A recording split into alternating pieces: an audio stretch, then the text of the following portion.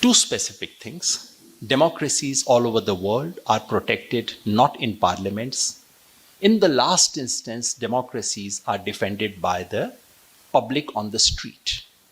That all over the world, not just in India. One should never expect legislatures or judiciary, forget executive. Executive is also the problem. But judiciary is not, more often than not, judiciary is not part of the solution. It's part of the problem. And media certainly is part of the problem. In the last instance, republics are defended by the public out on the street. So the practice that I was talking about involves strengthening social movements. In our democracy, institutions have always been very fragile. This has been one of the designing problems of Indian democracy. Our institutions have always been fragile. But our movements have covered up for the weakness of our institutions. And those movements need to be strengthened. Strengthening of movement is one practice. And creating a new language, a language that draws upon things that people genuinely value. That's what connects me again to Father Kappen. And I was really intrigued by the quote that you read out. You know, while all of us, most of us sitting in this room, would deeply regret what's happening in the country today, would deeply be appalled by what the rulers of this country are up to, what we are unwilling to recognize is that we have handed over to them some of the deepest assets of this country, of this civilization. Three I would mention and stop. Nationalism,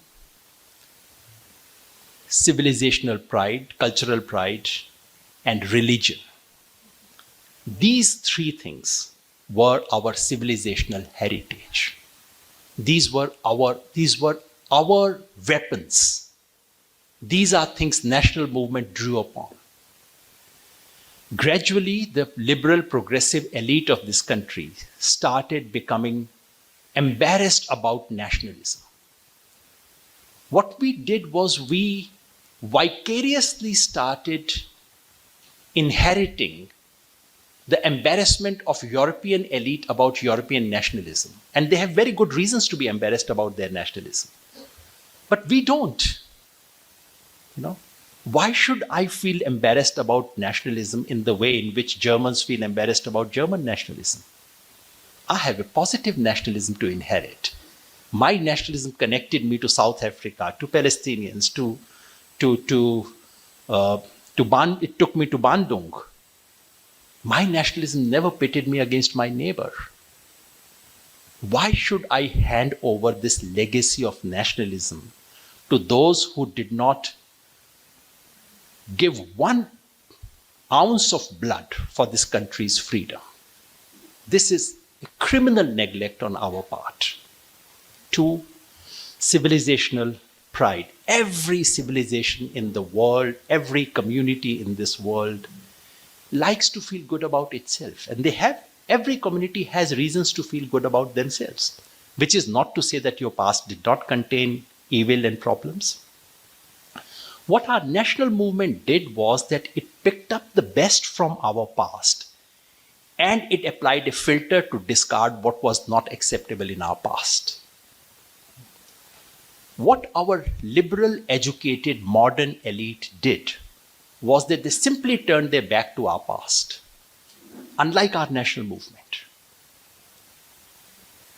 This is true in terms of language, the language that we speak.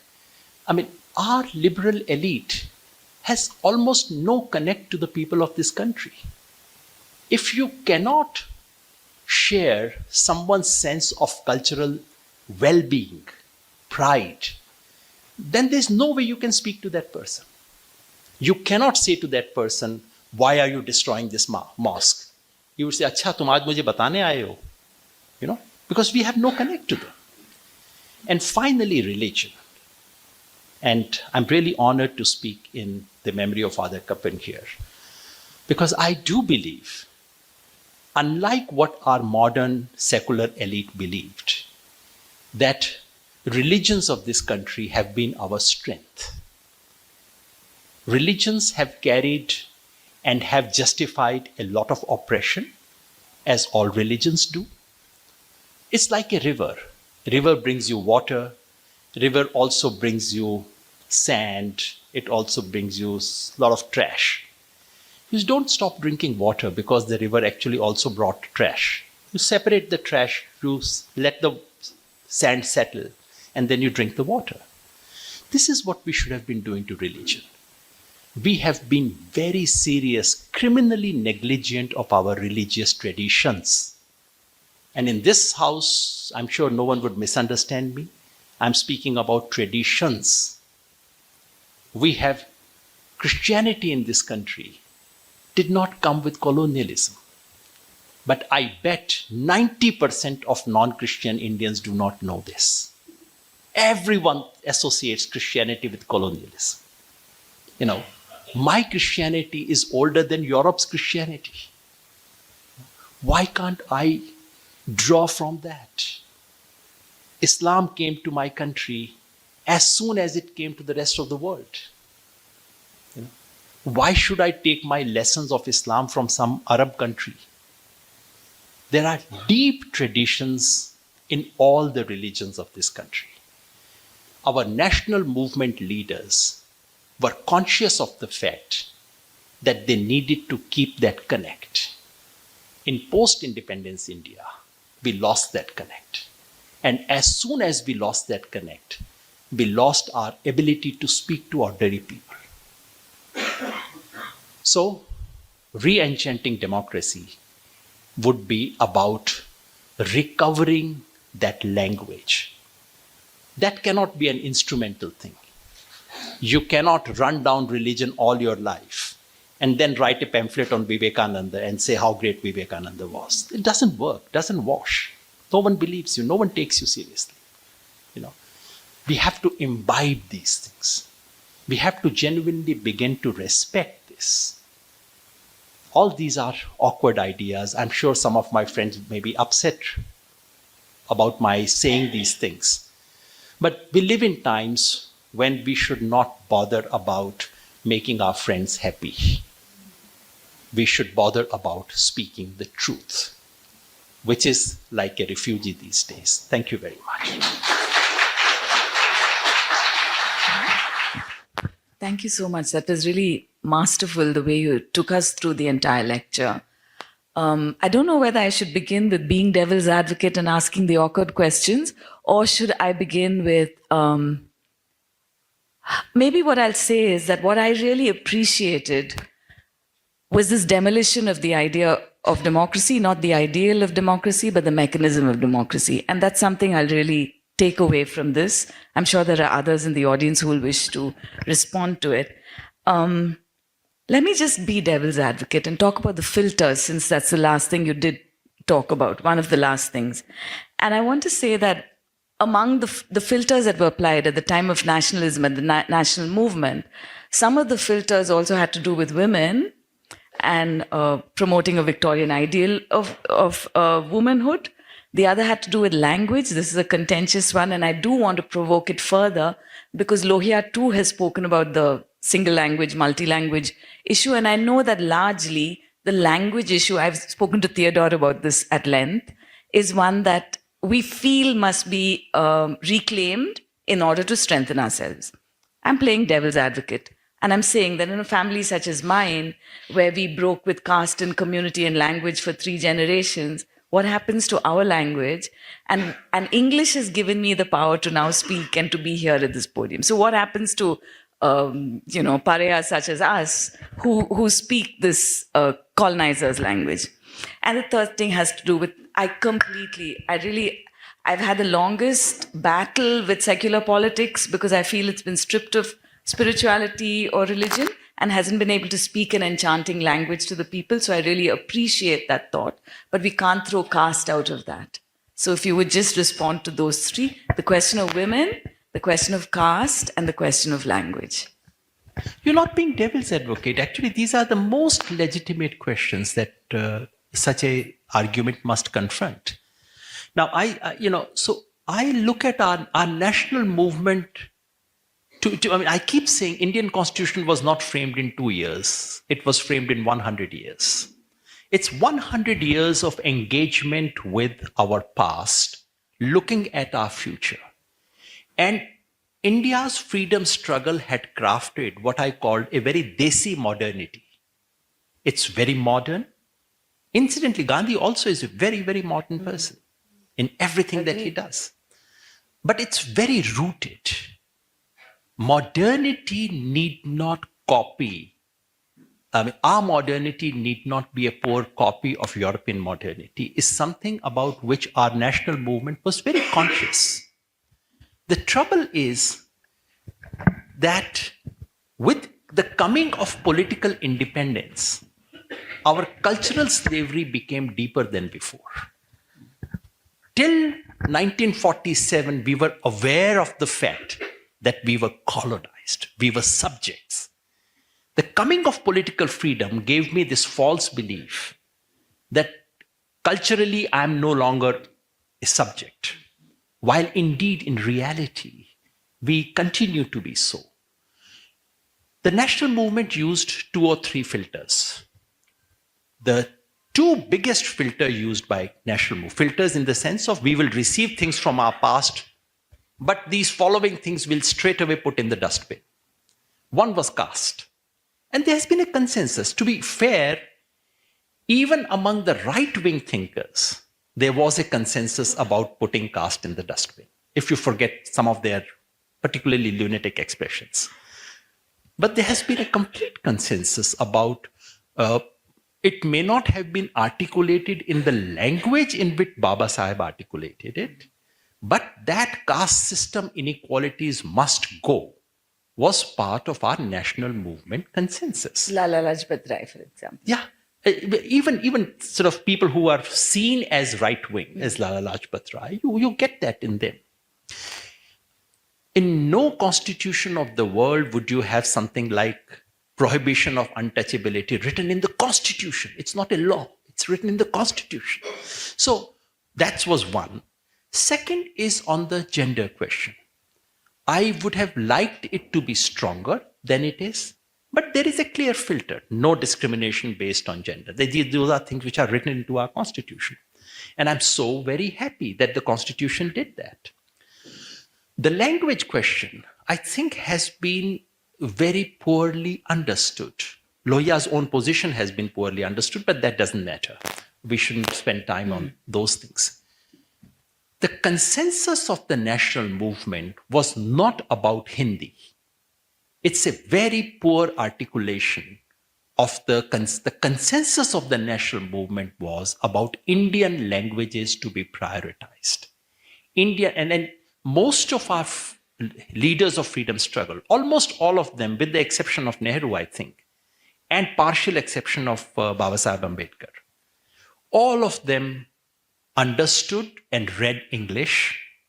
All of them principally wrote and spoke in one of the Indian languages. That to me was the national movement consensus. The difficult question was, how do you translate that into the business of official languages? On which there was some contention in the Constituent Assembly. But once again, the consensus was, the 2 parts to this consensus. The stronger one was about privileging Indian languages. Somehow this question of which one of the Indian languages should get primacy became an issue of dispute in Constituent Assembly. If I were to look at it today, I would say, why do I need to ask this question? We really don't, this business of one official language is a question that got more attention than it deserved, created more controversy, and has been therefore an instrumental for continuing the hegemony of the English language. My problem with English is exactly what Ram Manohar Lohia said. Ram Manohar Lohia said, My problem with English is not that it is a foreign language.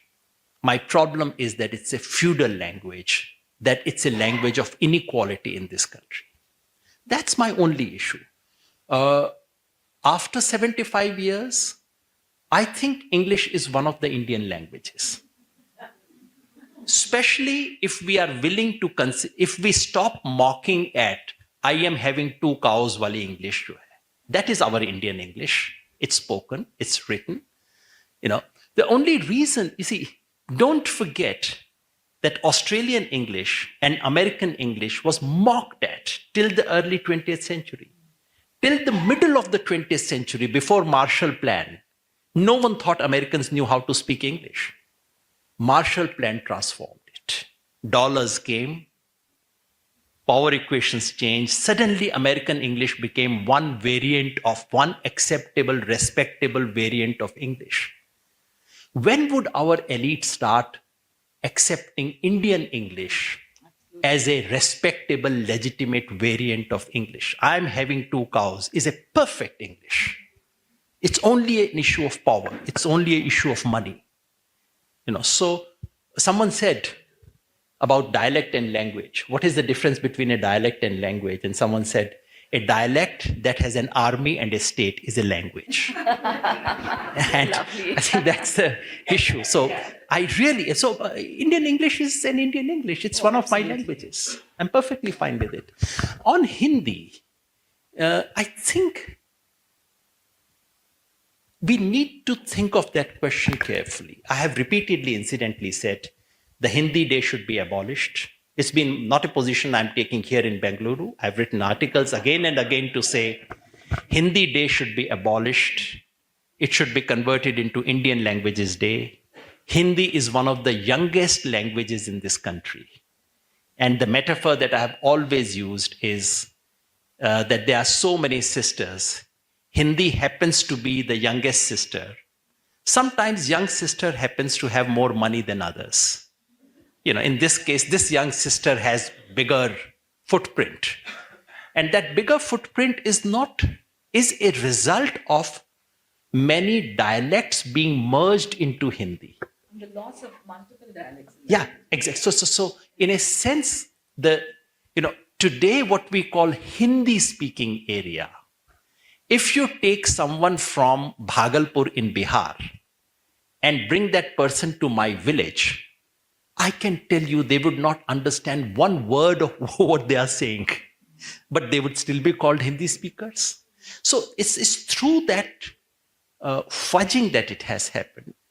Hindi can perform a very valuable function. But please remember that one of the most powerful proponents of Hindi were those who were not Hindi speakers. Gandhiji, Bhagat Singh, Baba Sahib.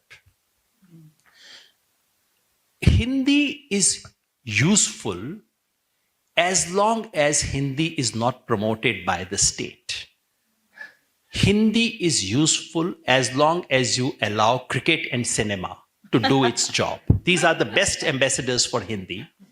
And as long as Hindi allows itself to be expressed in 25 forms, the Hindi spoken in Hyderabad is a perfect Hindustani.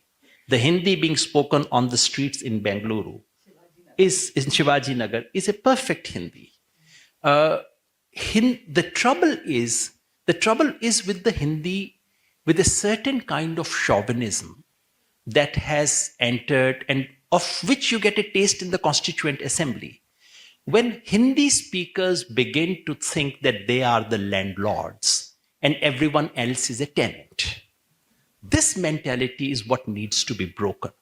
But I would not allow this, I would not like to allow this tension to therefore make way for the dominance of English that continues in our country. I continue to believe that if language had a color and if language had some way of imprinting itself on your skin, then India of today would look like an apartheid country. We live in apartheid. It's a linguistic apartheid that we don't recognize. Thank you. I'll have to mull on that. It's going to take a while, yeah.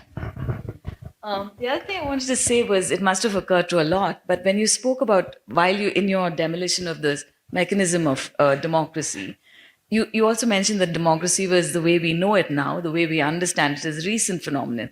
Because for the Greeks, democracy only meant democracy among the patricians. There was no democracy for all the people. It was democracy among those who had land, is what we're talking about, no? That there is no level playing field, really, as long as we have this kind of economic disparity, lack of access to resources, lack of access to information. There is no playing field. So the sort of idealized democracy that we're taught about in the NCRT books, in our civics books, has to be dismantled. I completely agree. I think what Baba Saheb said in the Constituent Assembly about one vote, that we have political equality in a system where there's deep social and economic inequality, that continues to be the most apt characterization of the so-called democracy that we have in a capitalist economy, patriarchal society, and a caste order. Within these three, democracy is always a very seriously circumscribed affair. And we need to underline it. We need to remind ourselves and everyone about this. And the ideal of democracy, therefore, would require dismantling of all these three. My last question, and then I'm opening it out to the audience, has to do with you mentioned 3 or 4 times you mentioned non-human creatures or animals in nature. For me, that is extremely rich because it also connects with Vista's commitment to eco-justice and to joining the dots between the ways in which people live, the land on which they live, the food they eat, the food they grow, the food they eat, and subsequently their social mechanisms and political mechanisms. Could you speak further about that and why you mentioned it so many times? I mean, one of the, suppose elephants had a community. Elephants come together, they find a system of voting, and they decide that the city called Bengaluru is a bit of a problem. It comes in the way when we have to go from the Western Ghats to this way. Let's demolish it. Do they have the right to do so? We would be appalled. We would laugh at this idea. Are we not doing exactly the same? On this earth, there are so many creatures, one of which, us, happen to have this thing. We have come together. We have colluded in this lovely thing that we call democracy, looked at from the eyes of the great Indian bustard, would look like a conspiracy. These fellows have come together. They have decided amongst themselves that I should be finished. Who are you to decide that? So there's a deep moral question. And moral question also about future generations. Who are we to decide whether children born tomorrow would have decent air or not? We are deciding that. As I said, people in my village have drunk the water for the next 7 generations. I mean, what gives us the moral right to do so? That's one part of it. And secondly, even if you put the morality aside, suppose we were not to care for nature, we were not to care for any other species. This is a pure act of suicide that we are committing, And I honestly do not see normal mechanisms of democracy with the most perfect election taking place in the most level playing ground. Remember, it's level for me and you, not for elephants. So in the most level playing ground, I cannot imagine it would produce just outcomes which would not lead to collective suicide by human beings. And we have to have provisions that prevent us from committing collective suicide or prevent us from killing those who are not born yet. We have to have safeguards. Otherwise, democratic mechanism will never yield you this. Stay ahead with our cutting-edge news app. Instantly access the latest shorts in just 1 minute and breaking news in just 50 words. Download now for a smarter, faster news experience.